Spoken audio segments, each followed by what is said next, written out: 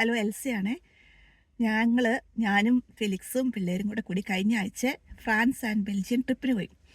അപ്പം ഒരു ട്രിപ്പിന് പോകുന്നതിൻ്റെ എന്താണ് ചെയ്യേണ്ടത്, എങ്ങനെയാണ് പ്ലാൻ ചെയ്യേണ്ടത്, എനിക്ക് പറ്റിയ പ്രശ്നങ്ങൾ എന്തൊക്കെയാണ്, ഞങ്ങൾ ചെയ്ത അബദ്ധങ്ങൾ, എന്ത് ചെയ്തിരുന്നെങ്കിൽ അബദ്ധം പറ്റാതിരുന്നേനെ, അതെല്ലാം കൂടെ ഒന്ന് ക്യുക്കായിട്ട് പറയാമെന്ന് കരുതി, മറന്നു പോകുന്നതിന് മുന്നേ.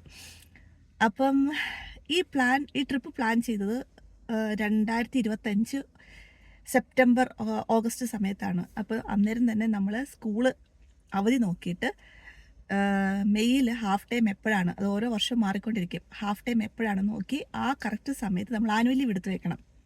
ഞാനും ഫെലിക്സും ഒരിടത്താണല്ലോ വർക്ക് ചെയ്യുന്നത്. അപ്പം അവിടുത്തെ പ്രത്യേകത എന്ന് വെച്ചാൽ 3 നഴ്സുമാർക്ക് ഒരുമിച്ച് ആനുവൽ ലീവ് കൊടുക്കത്തില്ല. അപ്പം ഞാനും ഫെലിക്സും ഒരുമിച്ച് ഒരേ സമയത്ത് ബുക്ക് ചെയ്താൽ മാത്രമാണ് അവർക്ക് സാങ്ഷൻ ചെയ്യാൻ പറ്റുള്ളൂ. വേറൊരാളും കൂടെ അതിന് മുന്നേ ബുക്ക് ചെയ്ത് കഴിഞ്ഞ് കഴിഞ്ഞാൽ ഞങ്ങൾക്ക് 2 പേർക്കൂടെ ലീവ് എടുക്കാൻ പറ്റത്തില്ല. അപ്പം അവിടെ തന്നെ ഒരു ടൈറ്റ്നെസ് തുടങ്ങുമേ. ഓക്കെ, ലീവ് കിട്ടി, ലീവ് സാങ്ഷൻ ആയി കഴിഞ്ഞ് കഴിഞ്ഞാൽ നമുക്ക് നമ്മുടെ പ്ലാൻ തുടങ്ങാം. ഏത് നാട്, ഏത് രാജ്യം വേണം? ഞങ്ങൾ ഫ്രാൻസ് തിരഞ്ഞെടുക്കാൻ കാരണം തൊട്ടടുത്ത് കിടക്കുന്ന നാടാണ്. യൂറോപ്പിൽ ഇതുവരെ ഡ്രൈവ് ചെയ്തിട്ടില്ല.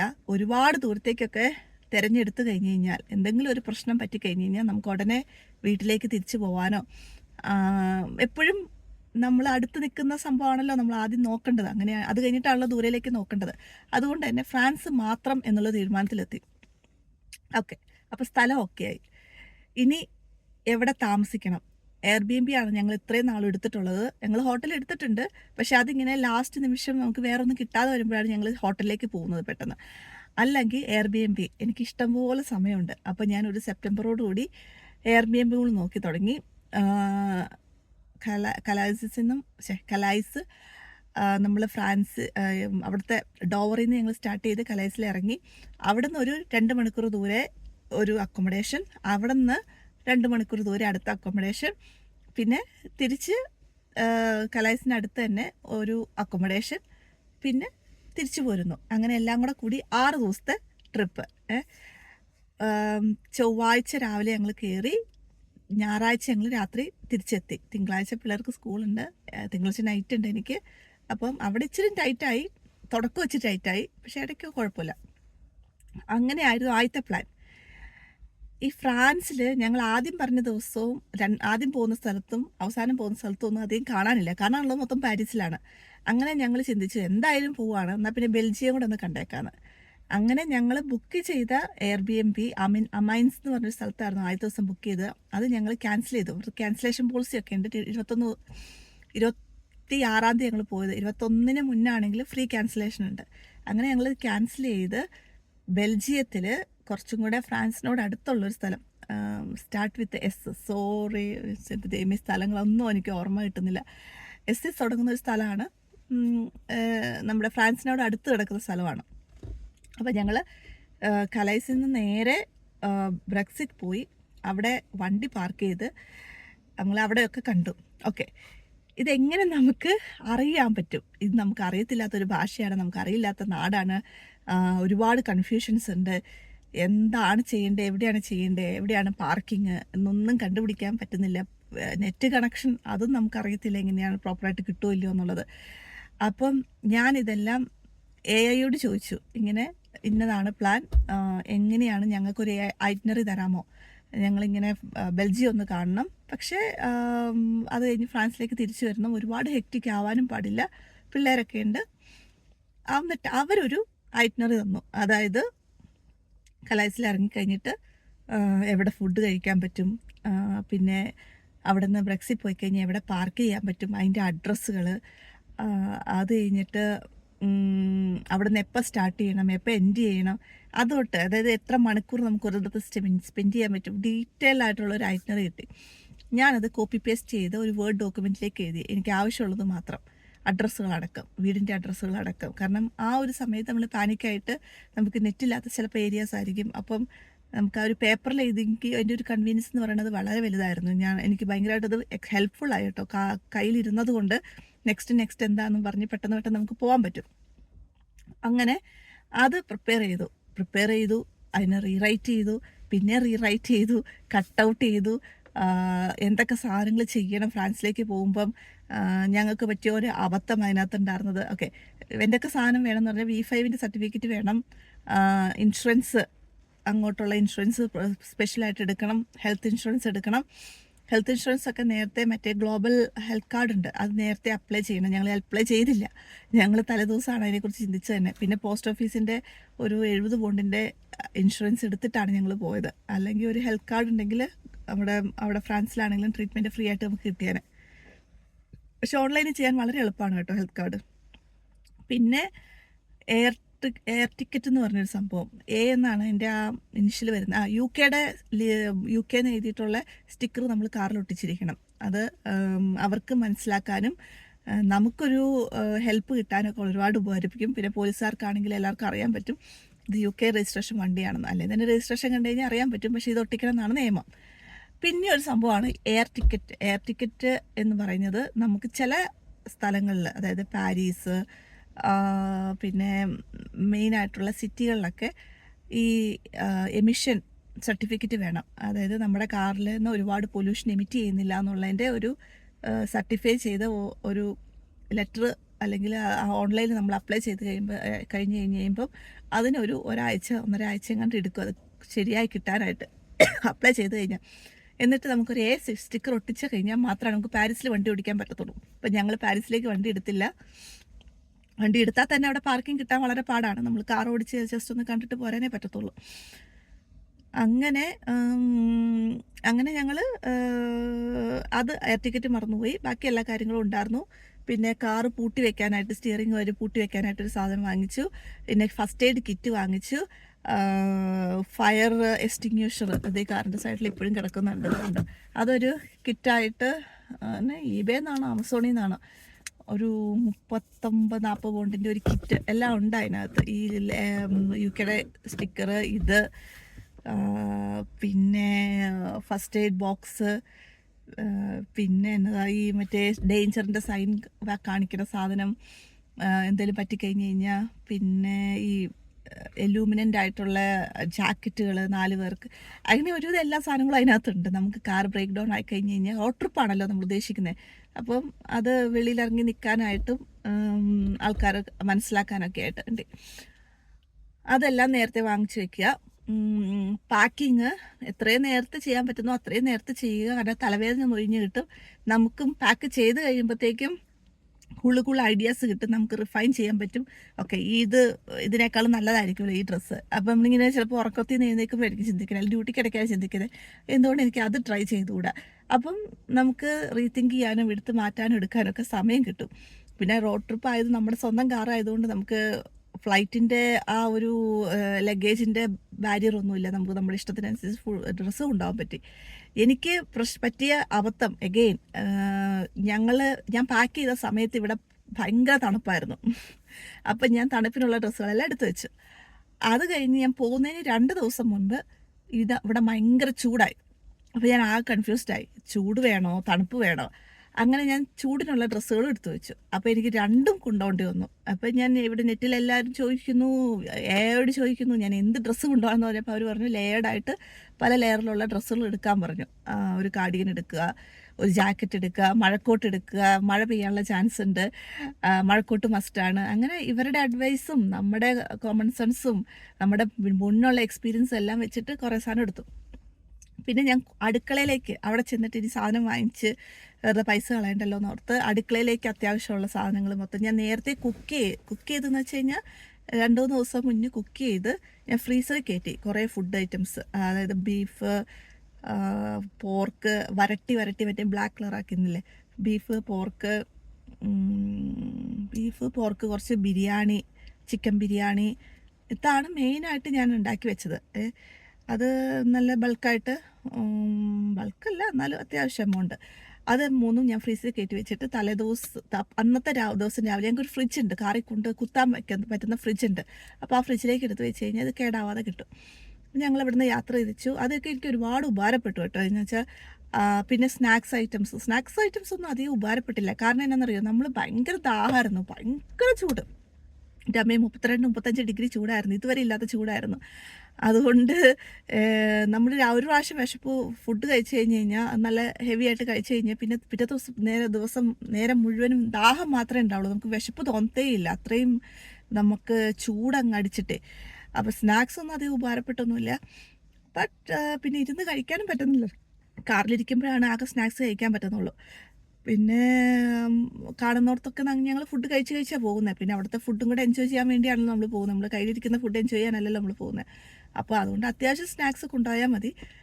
പക്ഷേ ഈ നമ്മുടെ കയ്യിൽ നമ്മൾ കൊണ്ടുപോയ ഫുഡ് നമുക്ക് റാപ്പാക്കാനും അല്ലെങ്കിൽ സാൻഡ്വിച്ച് ആക്കാനും, അല്ലെങ്കിൽ നമുക്ക് പെട്ടെന്ന് എല്ലാം കഴിഞ്ഞ് രാത്രി നമ്മൾ 2 മണിക്ക് ചെന്ന് കയറുമ്പോഴത്തേക്കും ഫെലിക്സിന് ഭയങ്കര വിശപ്പായിരിക്കും. അപ്പോൾ ഫെലിക്സിന് എടുത്ത് കൊടുക്കാനായിട്ട്, ചൂടാക്കി കൊടുക്കാനായിട്ട് ബിരിയാണി അത് എനിക്ക് സൗകര്യപ്പെട്ടു. അതുപോലെ അവർക്കും ഫ്രീസറും ഉണ്ട്, ഫ്രിഡ്ജും ഉണ്ട്. അപ്പോൾ നമ്മൾ അവിടെ ചെന്ന് കഴിയുമ്പോഴത്തേക്ക് അതോർത്ത് ടെൻഷൻ അടിക്കണം, നമുക്ക് അതിലേക്ക് എടുത്ത് വെക്കാൻ പറ്റും. ഒന്നും കേടാവത്തൊന്നുമില്ലെന്നേ. നമ്മൾ ഇവിടുത്തെ നാട്ടിലത്തെ വെച്ചിട്ട് കറണ്ട് പോകുന്നില്ലല്ലോ ഇവിടെ, അപ്പോൾ അതുകൊണ്ട് ഒന്നും കേടാവത്തൊന്നുമില്ല. നല്ല ചൂടാക്കി കഴിഞ്ഞാൽ നല്ല ഫ്രഷ് ആയിട്ട് തന്നെ നമുക്ക് കഴിക്കാൻ പറ്റും. റാപ്പ് ഞാൻ കൊണ്ടുപോയി, അപ്പോൾ റാപ്പിനകത്ത് പൊതിഞ്ഞ് അത് കഴിക്കാം, ഈസി ആയിട്ട് പിടിച്ച് കഴിക്കാൻ പറ്റുന്ന ഒരു സംഭവമാണത്. പിന്നെ പിള്ളേർക്കുള്ള കോൺഫ്ലെക്സ് സാധനങ്ങൾ അതുകൊണ്ട് അവർ രാവിലെ ഓക്കെ ആയിരുന്നു. ബേക്ക് ബീൻസ് കൊണ്ടുപോയി, അതും അവർ ഹെൽത്തി ആയിരുന്നു. ഇപ്പോൾ രാവിലത്തെ ബ്രേക്ക്ഫാസ്റ്റ് ഞങ്ങൾ എപ്പോഴും വീട്ടിൽ നിന്ന് കഴിക്കും, ഉച്ചത്തെ ഉള്ള വെളിയിൽ നിന്ന് കഴിക്കും, രാത്രി കഴിക്കാൻ പറ്റുമെങ്കിൽ വെളിയിൽ നിന്ന് കഴിക്കും. പക്ഷേ ഹെവി ആണെങ്കിൽ ഞങ്ങൾക്ക് ദാഹം മാത്രമേ ഉണ്ടാവാറുള്ളൂ. തിരിച്ച് വന്നു കഴിയുമ്പോഴത്തേക്കും ഞാൻ മുന്നേ കുറച്ച് ബസ്മതി റൈസ് കൊണ്ടുപോയായിരുന്നു, മുട്ട കൊണ്ടുപോയായിരുന്നു, എല്ലാം ഞാൻ കൊണ്ടുപോയി. അവിടെ നിന്ന് എനിക്കൊന്നും വാങ്ങിക്കേണ്ടി വന്നില്ല. ഒരു ബിഷോപ്പുള്ള എല്ലാ സാധനങ്ങളും, അത്യാവശ്യമുള്ള എല്ലാ സാധനങ്ങളും എടുത്തുകൊണ്ട് അങ്ങ് പോയി. പിന്നെ ഞാൻ കൊണ്ടുപോയത് ഈ സംഭവം, അതായത് പാരീസിൽ മൊത്തം ഈ കട്ടോണ്ട് പോകും സാധനങ്ങൾ, ഫോണും മെയിനായിട്ട് ഫോണാണ് നമ്മുടെ കയ്യിൽ നിന്ന് അടിച്ചുകൊണ്ട് പോകും. അപ്പോൾ ഇതിങ്ങനെ കയ്യിൽ ലോക്ക് ചെയ്തിടാനുള്ള ഈ സാധനം ഞാൻ നേരത്തെ ഞാൻ വാങ്ങിച്ചത് ടെമുന്നാണ്. പക്ഷെ നല്ല എഫക്റ്റീവായിരുന്നു. ഇതിനകത്ത് അങ്ങനെ എന്താ പറയുക, നല്ല സ്റ്റഡി ആയിട്ട് തന്നെ നിന്ന് മൊത്തം. പിന്നെ എനിക്കൊരു ഇത് വേണം, തള്ളിക്കൊണ്ട് നടക്കാനൊരു ട്രോളി വേണമായിരുന്നു. കാരണം പാരീസും ഡിസ്നിലാൻഡ് ഞങ്ങൾ കൊണ്ടുപോയില്ല. ഡിസ്നിലാൻഡിൽ പുറത്തിരുന്ന ബാഗാണ് കൊണ്ടുപോയത്. ഈവൻ ഇച്ചിരി വെള്ളം നമ്മൾ എന്തായാലും നമുക്ക് വെള്ളം വേണ്ടി വരും, നമുക്ക് അവിടെ നിന്നെല്ലാം നിറയ്ക്കാൻ പറ്റുമെങ്കിൽ പോലും. പാരീസിലും ഫ്രാൻസിൻ്റെ ആണെങ്കിലും ഡിസ്നിലാൻഡിലാണെങ്കിലും നമുക്ക് വെള്ളം ഇഷ്ടം പോലെ ഫ്രീ ആയിട്ട് കിട്ടും. നമുക്ക് എവിടെ വേണമെങ്കിലും വെള്ളം നിറയ്ക്കാൻ പറ്റും, വെള്ളം വാങ്ങിക്കാനും പറ്റും. എല്ലാം വാങ്ങിക്കണം, നമ്മൾ ഈ ബാഗിലേക്കല്ലേ ഇടുന്നത്, നമ്മളെല്ലാം ചുമന്നുകൊണ്ടിരിക്കേണ്ടത്. കാര്യം മോളും ചുമക്കുമെങ്കിലും അവളെ കൊണ്ട് നമ്മൾ എന്തുമാത്രം ചുമപ്പിക്കും. അപ്പം അത് ഇച്ചിരി കഷ്ടപ്പാടായിരുന്നു. അതുകൊണ്ട് ഞാനൊരു ട്രോളി ബാഗ് കൊണ്ടുപോയിരുന്നു. അത് അത് വലിച്ചുകൊണ്ടാണ് ഞങ്ങൾ പാരീസ് മൊത്തം ട്രെയിൻ ട്രിപ്പ് മൊത്തം നടത്തിയത്. അപ്പം അങ്ങനെ ഞങ്ങൾ ആദ്യം ബ്രക്സിൽ പോയി. ബ്രക്സിൽ അവിടെ പാർക്ക് ചെയ്തിട്ട് ഞങ്ങൾ സിറ്റി ഒന്ന് എക്സ്പ്ലോർ ചെയ്തു, ചോക്ലേറ്റ് എല്ലാം കഴിച്ചു. ചോക്ലേറ്റ് എന്ന് വെച്ചാൽ ബെൽജിയം ചോക്ലേറ്റ് ആണല്ലോ. അപ്പം ആദ്യ ദിവസം ഞങ്ങൾ ബ്രക്സ് എന്ന് പറയുന്നത് ബെൽജിയത്തിനകത്താണ്. അതൊരു 2 hours ജേർണി, തിരിച്ച് ഒരു 2 hours. അന്നേരത്തേക്കും എല്ലാവരും ഭയങ്കരമായിട്ട് ടയേർഡായി. എൻ്റെ അമ്മയെ ടയേർഡ് എന്ന് പറഞ്ഞു കഴിഞ്ഞാൽ അത് ഒന്നൊന്നര ടയേർഡായിരുന്നു. കയ്യിൽ നിന്നൊക്കെ വണ്ടി പാളിപ്പോകുന്ന രീതിയിലുള്ള ഉറക്കമായിരുന്നു എല്ലാവർക്കും ഉണ്ടായിരുന്നത്. അപ്പോൾ എനിക്കും വണ്ടി ഓടിക്കാൻ പറ്റുന്നില്ല, കാരണം സൈഡ് മാറുന്നതുകൊണ്ട് എനിക്കൊന്നും ഒരാൾ പറഞ്ഞു തരാണ്ട് എനിക്ക് ഓടിക്കാൻ പറ്റുന്നില്ല. ഫെലിക്സിനാണെങ്കിൽ ഉറക്കം വന്നിട്ട് കയ്യിൽ നിന്ന് വണ്ടി പോകുന്നു. അങ്ങനെ ഭയങ്കര ടയേർഡായിപ്പോയി. അപ്പോൾ നിങ്ങളങ്ങനെ ആദ്യത്തെ ദിവസം നന്നായിട്ട് ഉറങ്ങിയിട്ട് ഇങ്ങനെ ട്രിപ്പിന് പോകണം. എനിക്ക് പറ്റിയതാണ്. അതിൻ്റെ തലേദിവസം ഞാൻ ഉറങ്ങിയില്ല, ഡ്യൂട്ടി ആയിരുന്നു. പിറ്റേ ദിവസം ഈ പോകുന്നതിന് 3 മണിക്ക് എഴുന്നേറ്റാൽ മതിയല്ലോ എന്നൊക്കെ ഓർത്തു. പക്ഷേ കലൈസിൽ ചെക്കൗട്ട് ഭയങ്കര ലേറ്റ് ആവുന്നു, അതുകൊണ്ട് അവർക്ക് പലർക്കും ഫെറി മിസ്സാവുമെന്ന് പറഞ്ഞുകൊണ്ട് ഞങ്ങൾക്ക് നേരത്തെ ഇറങ്ങേണ്ടി വന്നു എന്ന് പറഞ്ഞാൽ ഞങ്ങളൊരു 3:30-4 മണിയായപ്പോഴേ ഇറങ്ങിയത്. ബട്ട് നേരത്തെ 11 മണിക്ക് ഇറങ്ങണം എന്നുള്ളൊരു ചിന്ത ഞങ്ങൾക്ക് ഫെലിക്സ് ഓൾറെഡി കൺവേ ചെയ്തു. അപ്പം പിന്നെ മുടിയും നെയിലൊക്കെ ചെയ്തു. നെയിലിൻ്റെ കഥ ഞാൻ പറയാം. ഇത് നല്ല വേദനയായിരുന്നു. ആദ്യത്തെ ദിവസം ചെയ്യാത്തവർ ചെയ്ത് കഴിയുമ്പോഴത്തേക്കും ഭയങ്കര വേദനയായിരുന്നു. പിന്നെ ഇത് കളയാനായിട്ട് നമുക്ക് പറ്റത്തില്ല, നമ്മളിനി കടയിൽ തിരിച്ചു പോകണം കളയാനായിട്ടാണെങ്കിൽ. അതെല്ലാം ഞങ്ങൾ തലേദിവസമാണ് തലയെല്ലാം ചെയ്തത്. കാരണം എൻ്റെ ചുരുളമുടി ആയതുകൊണ്ട് അവർ ടെമ്പററി ആയിട്ട് സ്ട്രെയിറ്റൻ ചെയ്ത് തരും. അത് കഴിഞ്ഞ് പിന്നെ തല കുളിക്കാതെ ഇരുന്ന് കഴിഞ്ഞാൽ നമുക്ക് ഇങ്ങനെ തന്നെ ആ ഹോളിഡേ മൊത്തം ഓടിക്കാൻ പറ്റും. മോളുടെ അങ്ങനെ തന്നെ ചെയ്തു. ലോലയുടെ മുടിയൊക്കെ വെട്ടി ഞങ്ങൾ തിരിച്ച് വീട്ടിലെത്തിയപ്പോഴും 10 ആയിപ്പോയി. അതുകൊണ്ട് അത് കഴിഞ്ഞിട്ട് പിന്നെ ഈ പാക്കിംഗ് എല്ലാം കഴിഞ്ഞെങ്കിൽ പോലും ഈ യാത്രയുടെ മുന്നിൽ എന്തെങ്കിലുമൊക്കെ എപ്പോഴും ഉണ്ടാവും. ഫുഡ് എടുത്ത് വെക്കാനാണെങ്കിലും എന്തെങ്കിലുമൊക്കെ നമുക്ക് അത് കംഫർട്ടബിൾ അല്ല, നമുക്ക് കിടന്ന് ഉറങ്ങാൻ പറ്റത്തില്ല. പ്രത്യേകിച്ച് നമുക്ക് 3 മണിക്ക് എണീക്കണം, 3 മണിക്കല്ല നമുക്ക് 11 മണിക്ക് പോകണം എന്ന് ഫെലിക്സ് ഓൾറെഡി പറഞ്ഞു വെച്ചിട്ട് നിങ്ങൾക്ക് മനസ്സിലാവുമെന്ന് എനിക്ക് പ്രതീക്ഷിക്കുന്നു. അതുകൊണ്ട് ആ ഉറക്കം ഒന്നും ഉറങ്ങാതെയാണ് ഞാനും ഫെലിക്സും പിള്ളേരുറങ്ങി കേട്ടോ ഈ വണ്ടി എടുത്തത്. പിറ്റേ ദിവസം വൈകുന്നേരം ആയപ്പോഴത്തേക്കും നടന്നു ഈ ബ്രക്സിൽ ഈ ചൂടും കൊണ്ട് ഒരു 2 മണിക്കൂർ നടന്നു കഴിഞ്ഞപ്പോഴത്തേക്കും ഞങ്ങളുടെ എൻശോകടം മുട്ടി. അത് കഴിഞ്ഞ് പിന്നെ കാറിൽ പോയി ഞങ്ങൾ കിടക്കുന്ന സ്ഥലത്തെത്തി. അത് ബെൽജിയത്തിൽ തന്നെയായിരുന്നു. നല്ല സ്റ്റേ ആയിരുന്നു. സ്റ്റേ കഴിഞ്ഞ് രാവിലെ ഞങ്ങൾ ഫ്രാൻസിലേക്ക് ലേറ്റായിട്ട് വീട് വെക്കേറ്റ് ചെയ്തു. ഒരു 11 മണി കഴിഞ്ഞപ്പോഴാണ് വീട് വെക്കേറ്റ് ചെയ്തത്. നേരെ ഞങ്ങൾ ഞങ്ങളുടെ സ്ഥലം മോണ്ട്വേറയിൽ മറ്റേ ഡിസ്നി ലാൻഡിന് അടുത്തുള്ള ഞങ്ങളുടെ ഇതായിരുന്നു, അപ്പാർട്ട്മെൻ്റ് ആയിരുന്നു. അത് ജസ്റ്റ് 1 ബെഡ്റൂം അപ്പാർട്ട്മെൻ്റ് ആണ്. അതിനകത്ത് സോഫ ബെഡ് ഉണ്ട്. പിള്ളേർ സോഫ ബെഡിൽ കിടന്നു, ഞങ്ങൾ നോർമൽ കട്ടിലിൽ കിടന്നു. എല്ലാം ഒരു റൂമിൽ തന്നെയാണ്. അതുപോലെ നല്ല ടോയ്ലറ്റ് ആയിരുന്നു, കിച്ചണും അതിനകത്ത് തന്നെ എല്ലാം. പിന്നെ ഇത് പ്രയോജനം കിട്ടിയതെന്ന് വെച്ചാൽ ഈ പിള്ളേർ ഞങ്ങളുടെ വീട്ടിൽ സ്വന്തം വീട്ടിലാകുമ്പോൾ 2 ബെഡ്റൂമാണ്. ഒരു ബെഡ്റൂമിൽ അവർ ആ ഒരു കംഫർട്ട് സോണിൽ അവരിങ്ങനെ ഒതുങ്ങിക്കൂടുക. ഇപ്പോൾ എന്ന് പറഞ്ഞാൽ അവർക്ക് അങ്ങനെ ചെയ്യാൻ പറ്റത്തില്ലല്ലോ. അവരെല്ലാവരും ഒരു റൂമിലായതുകൊണ്ടും പിന്നെ കാറിലെ യാത്രയും ട്രെയിനിലെ യാത്രയും അവർക്ക് ഒരുപാട് സംസാരിക്കാനുണ്ട്. നെറ്റ് കണക്ഷൻ ഇല്ല. നെറ്റ് എനിക്കൊരു പണി കിട്ടിയതെന്ന് വെച്ചാൽ ഈയുടെ കണക്ഷൻ ഇവിടുന്ന് ചെയ്യാൻ പറ്റത്തില്ല. അവരവിടെ ചെന്ന് ചെയ്യാൻ പറഞ്ഞു. എന്തോ ഫെലിക്സ് അങ്ങനെയാണ് പറഞ്ഞത്. അവിടെ ചെന്ന് കഴിഞ്ഞപ്പോൾ എനിക്ക് അവിടെ കണക്ട് ചെയ്യാൻ പറ്റുന്നില്ല. അതുകൊണ്ട് എനിക്ക് ആദ്യത്തെ ദിവസം നെറ്റ് ഉണ്ടായിരുന്നേ ഇല്ല. ആദ്യത്തെ 2 ദിവസം എനിക്ക് നെറ്റ് ഉണ്ടായിരുന്നില്ല. ഫെലിക്സ് നെറ്റ് ഉണ്ട്, അതുകൊണ്ട് കുഴപ്പമില്ല. പിന്നെ ഞങ്ങളൊരു സാറ്റ്നാവ് വാങ്ങിച്ചിരുന്നു. ഞാൻ നെറ്റും കാര്യങ്ങളൊന്നും കിട്ടിയില്ലെങ്കിലൊന്ന്. ഫെലിക്സിൻ്റെ ഫോണും നെറ്റിലേക്ക് ആദ്യം കണക്ട് ചെയ്യുന്നുണ്ടായിരുന്നില്ല. ഞങ്ങൾ ചുമ്മാ കലേസിൽ നിന്ന് ഇറങ്ങിയിട്ട് ഞങ്ങൾ ചുമ്മാ വണ്ടി ഓടിച്ചുകൊണ്ടിരിക്കുക. കാരണം എവിടെയും വണ്ടി നിർത്താനുള്ളൊരു സാഹചര്യം കിട്ടുന്നില്ല. ഇങ്ങനെ വില്ലേജിലേക്ക് പോയിക്കൊണ്ടിരിക്കുവാണ്. അപ്പോൾ വില്ലേജിലാണെങ്കിലും നമുക്ക് പരിചയമില്ലാത്ത സ്ഥലമായതുകൊണ്ട് എവിടെ നിർത്തണം, എങ്ങനെ നിർത്തണം, ഒരു ഡ്രൈ ആയി കിടക്കുന്ന ഒരു ഭൂപ്രകൃതി. എന്താണെങ്കിലും ഒരിടത്ത് നിർത്തി. പിന്നെ ഞങ്ങളൊരു മക്ഡൊണാൾഡ്സിലേക്ക് ഇട്ടു. എല്ലാവർക്കും വിശന്നു. അങ്ങനെ ആ മക്ഡൊണാൾഡ്സ് ചെന്നിട്ട് അവിടെ വെച്ച് കുറേ നേരം ഫോണെല്ലാം റീസ്റ്റാർട്ട് ചെയ്ത് എല്ലാം റെഡിയാക്കിയപ്പോഴാണ് ഫെലിക്സ് നെറ്റ് കിട്ടിയത്. അതിനുശേഷമാണ് നമുക്ക് അടുത്ത പോകേണ്ട സ്ഥലങ്ങളും കാര്യങ്ങളൊക്കെ ഒന്ന് ഫോണിൽ ഇടാൻ പറ്റിയത്. അപ്പോൾ നിങ്ങൾ ഫെറിയിൽ നിന്ന് ഇറങ്ങുന്നതിന് മുന്നേ തന്നെ ഫോണിൻ്റെ കാര്യങ്ങളെല്ലാം സോർട്ട് ഔട്ട് ചെയ്ത് കണക്ഷൻ പ്രോപ്പറായിട്ടുണ്ടോ എന്ന് നോക്കിയിട്ട് വേണം ഇറങ്ങാൻ. കാര്യം ഇറങ്ങിക്കഴിഞ്ഞ് കഴിയുമ്പോൾ നമുക്ക് നിർത്താനുള്ള സ്ഥലവും പുറകിന്ന് വണ്ടി വന്നുകൊണ്ടിരിക്കുകയാണ്. എല്ലാവരെയും നമ്മൾ ഈ ഫെറിക്കകത്ത് ഇങ്ങനെ അട്ടിയല്ലേ വെച്ച് കയറ്റിയിരിക്കുന്നത്. അപ്പോൾ നമുക്ക് ഇറങ്ങിക്കഴിഞ്ഞപ്പോൾ നമ്മൾ എങ്ങോട്ടെങ്കിലുമൊക്കെ ഒന്ന് പോകണം.